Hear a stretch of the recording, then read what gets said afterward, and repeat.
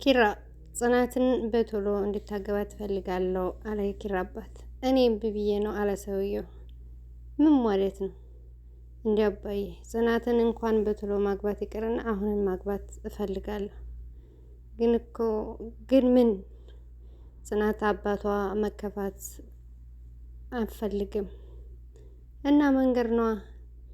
አባቷ ጽናት በምንም ሁኔታ መከፋት አትፈልግም እና ያንተ እናት ስታለቅስ ትሞት ማለት አልገባኝም አለ ኪራ። እናትህ ያንተን በቶሎ ማግባት ትፈልጋለች። አባ ግን እኔ የማላውቀው በዙሪያ የሆነ ነገር አለ እንዴ? የተደበቀ ነገር አለ? ማን ነው የደበቀህ? አሁን በቃ አታረሳሳኝ። ከጽናት ጋር ተነጋገሩ። በዚህ 3 ቀን መስሞሸር አለባችሁ። ምን ነው በዚህ 3 ቀን ምን ነው ረዘመባችሁ? 1 ቀን ከግማሽ ላርግላችሁ። አባ ሰርግ እኮ ነው እያሰብን ያለን። እናንተ እሺ በሉ እንጂ እዳው ገብስ ነው። እንዴ አባ ከአባቷ ሽማግሌ ሳይላክ አንተ ንገራት፣ እኔ ነገውኑ እልካለሁ። እንዴ አባ የት ገጠር? ያቺ እንዳይን ብሌን የምሳሳልህ እናትህ እሷ ላንተ ምን እንዳደረገች ብታቅ አይደለም 3 ቀን 3 ሰከንድ አቆይም። በጣም አዝናለሁ። ለእሷ የሚኖርላት ልጅ አልወለደችም ብሎ ጋሽ ተሾመ ተናዶ ወጣ። ኪራ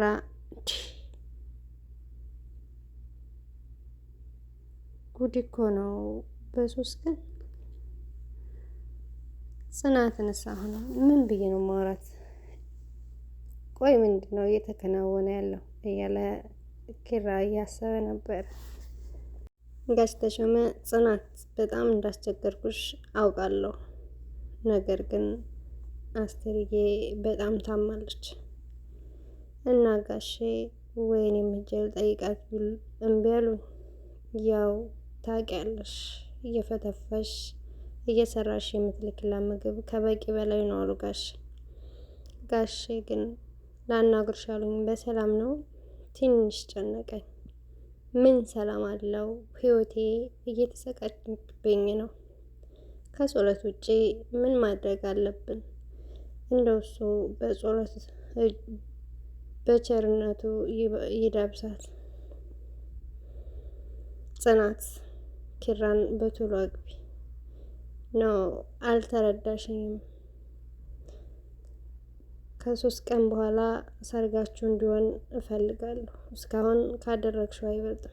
እንዴ ጋሼ እኔ እኮ ኪራን ማገባው ስለወደድኩት ስላፈቀርኩት ነው፣ ለእርስዎ ብዬ አይደለም። በዚህ ፍጥነት ደግሞ አይሆንም። ለምን? ልጄን አታምኒበትም?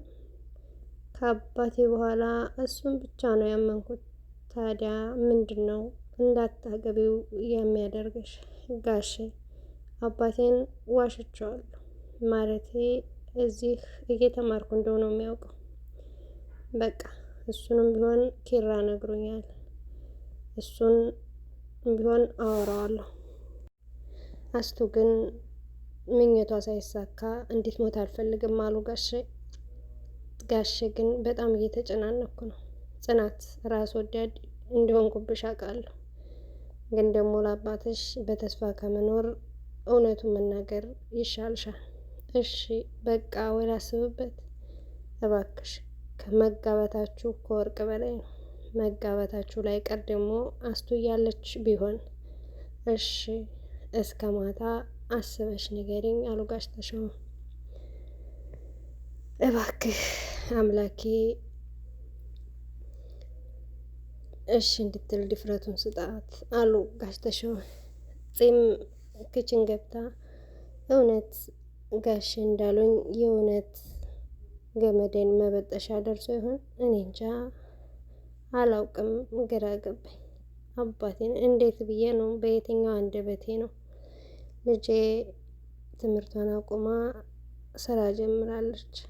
ይኸው ልጄ ልታገባ ሽማግሌ ሊላክ ነው። አባቴን እንዴት አንተ ያሰብካት አይነት ጠንካራ ሴት አይደለሁም። ልጅህ እንደምትፈልጋት አይነት ሴት አይደለችም። ግራ እኮ ነው ጨንቆኛል እያለች ጽዬ ስትጨናነቅ ሰኒዬ መታ አንቺ የብላ አቀፈቻት። ሰላም ነው እንዴት ነሽ? የሚገርምሽ ሳሎን ራሱ አልገባሁም እዚህ ትወኛለሽ ብዬ ቀጥ ብዬ መጣሁ።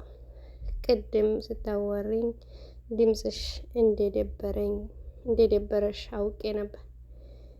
ምነው አሁንስ እንዳንቺ በሆንኩ አለኝ። ሰንዬ ሁልጊዜም ተጫዋችና መልካም ልጅ ስለሆነች እንደኔም አለመሆን ቁመቴ ያድርሻል አለቻት። እሺ ብላ ጽዬ እየሳቀች ስታቅፋት፣ አዎ እንደዚህ ስስቂ ነው የሚያምርብሽ። አርሴናል ዋንጫ ከሚጠብቀው በላይ የእናንተ ሰርግ አይደል እንዴ የሚናፍቀኝ አለች ሰኒዬ። እኔ ቆይ ግን ስንተኛ ሚዜሽ ነኝ አለች ሰኒዬ። ለምንድን ነው የምረጋጋው?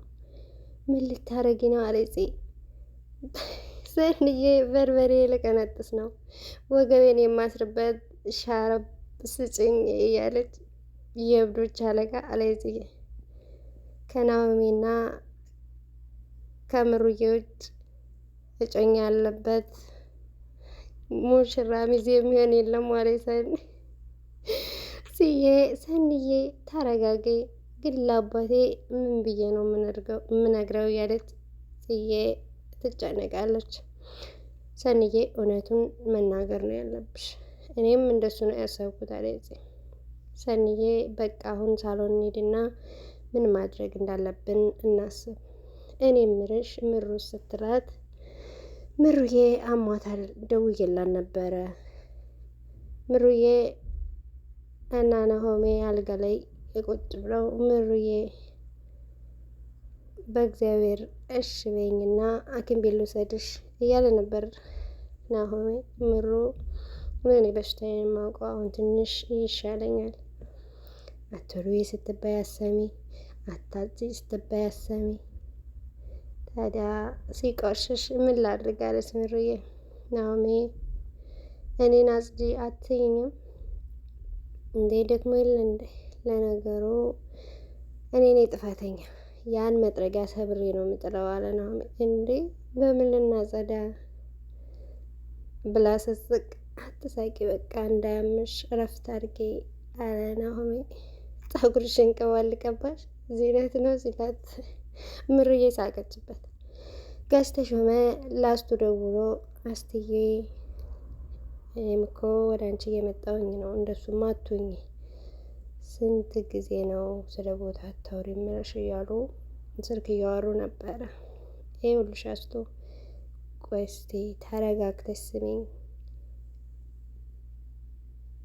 እኔ ምልሽን አዳምጪኝ፣ አታልቅሽ እያሉ ጋሽ ተሾመ በጣም እያተጨናነቁ ነበረ። እንዴ ደግሞ እንደሱ ምን ማለት ነው? ለማንኛውም መጣው ብለው ስልኩን ዘግተው ወጡ። ጽዬ ናሆም ነግሮኛል። ምሩዬ ለምንድን ነው እንደዚህ የምታደርጊው? ምን ላርግ ጽዬ፣ ቤት ቁጭ ብዬ ሶላ ላይ ምሩ። ሰንዬ መጀመሪያ ራስሽን ነው ማስታመም፣ ራስ ስትኖሪ ነው።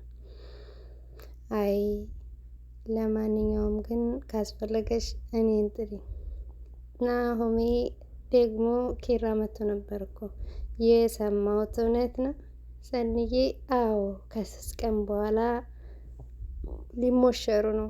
እንዴ ሙሽሪት እኮ ከሰርጓ በኋላ ወደ ውጭ አትወጣም ስትል ምሩዬ፣ እንዴ ሰንዬ እኮ ጥላ ይዛልኝ ነው የመጣችው። ያምሻል እንዴ ብዙ አታውሪ እንዴ እናንተ ቆይ መሆናችሁ ነው አለች ሰንዬ። በአሁኑ ጊዜ ሰርግ እንደ ሰማይ በራቀበት ጊዜ አርፋችሁ እሺ በሉ። ጽዬ ግን አባቴ ምን ልበለው? ሰንዬ አንቺ እሺ በይ እንጂ ሽማግሌ እኮ ልካለው ብሏል ጋሽ። ምሩዬ ምን እንደምትይኝ ገባሽ ነበረ? ተይ ህይወትን አታባክኝ አትይኝ ነበር። ጋሽን ደግሞ አውቃቸዋለሁ፣ አይምሯቸው በይቅርታ የሚያምን ሰው ናቸው። አንቺ ምንም አትጨናነቂ።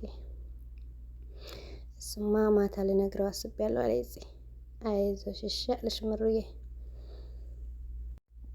ኪራ ጽናቴ እንዴት ዋልሽ ብሎ ሳማትና ቁጭ አለ። የት ነው ጠፍተህ የዋልከው አለችት። ስራ ቢዚ አድርጎኝ ነው ጋሼ አንድ ነገር ነገረኝ። ኪራ ደንግጦ ብድግ ላንቺም ነገርሽ? እሺ ምንድን ነው የምናደርገው አለ ኪራ።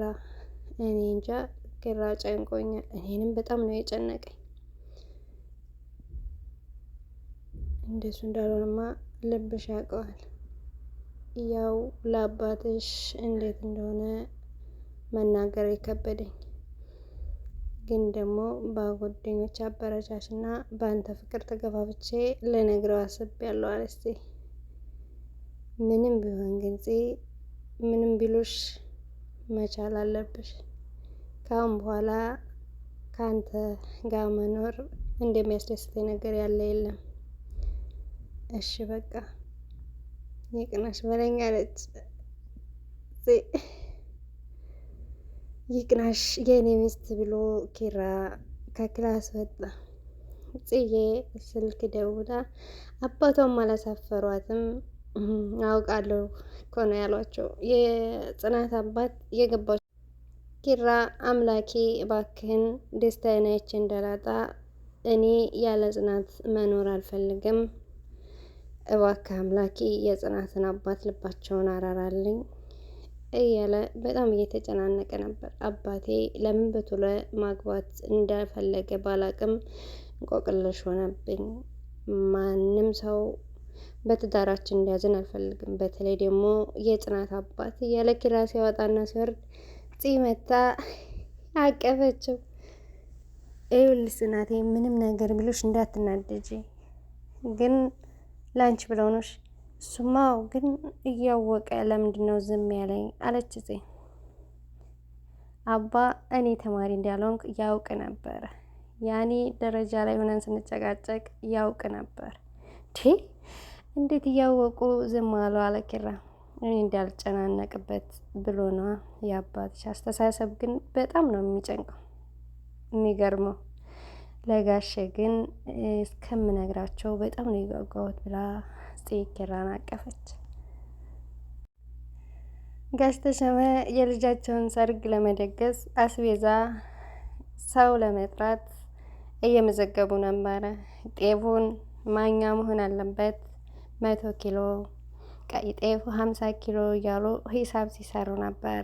ጋሽ ተሾመ የሚጠራውንም ጎረቤት ስም እየመዘገቡ ነበር። ጋሽ ተሾመ ደጋሽ ቀልብ የለውም አሉ ጋሽ ተሾመ። የቤቱንም እቃ ሶፋ ሳይቀር ለልጆቻቸው ቀይረው ነበር። ክብሮም ኪችን ገብቶ ቁርስ ሊሰራ ሽንኩርት እየከተፈ ነበር። ጽዬ መታ ምን እየሰራህ ነው? ምክንያቱም አንቺ ሙሽራ ነች፣ ዛሬ እኔ ቁርስ መስራት አለብኝ። እንዴ ዛሬ ደግሞ ሁላችሁም እየተንከባከባችሁ ነው። ጠዋት ግቢ ስጠርግ ጋሼ አንቺ ሙሽራ ነሽ አቧራ እንዳይነካሽ ግቢ። አይ ጋሼ ምራቱን ከዛሬ ጀምሮ እየተንከባከበ ነው እያለ ቆይ በቃ ይሄ ሁሉ የቴቴ ትእዛዝ ነው እየተባልኩ ነው። ጋሼ በሉ ሂዱና ቬሎ ለኩ ብሏቸው ጽናትና ኪራ ቬሏቸውን ሊለኩ ሱፍና ቬሎ ሊለኩ ወደ ሱቅ ሄደው ነበር። ናሆሜ ምሩዬ ሰንየም የሚዜ ልብሳቸውን እየመረጡ ነበረ። በደስታም ቅውጥ እያደረጉት ነበር።